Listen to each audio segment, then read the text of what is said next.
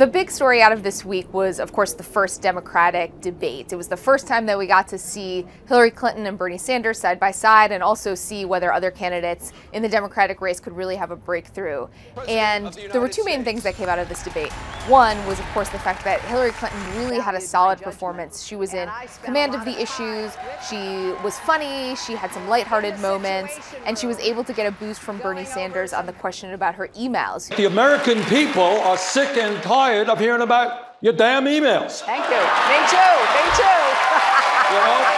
So Hillary really calmed the nerves of some of her donors, some of her supporters who have felt like her campaign was on the rocks over the last couple of weeks. One of the questions we'll be watching over the next couple of days is whether Hillary's strong performance in the Democratic debate does anything to impact Joe Biden's plans to run for president or not run for president. And coming out of the debate, it really appeared as though Hillary had cut off his pathway to launch a campaign. It looked as though Democrats were happy with their field, that there wasn't space for another top contender to jump in.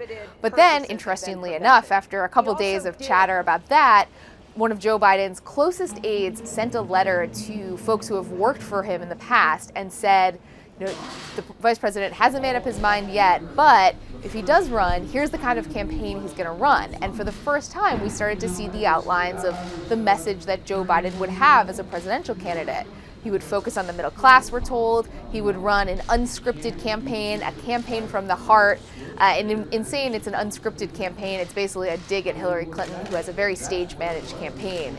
Another big thing that happened this week was the filing deadline for campaigns to report their fundraising to the federal government. And there were a lot of really interesting numbers out of this quarter of fundraising. One was the high number that Ben Carson has brought in, about $20 million. We also saw that Jeb Bush, who has been believed to have this fundraising juggernaut, raised a good number, but he no longer stands out on his campaign fundraising.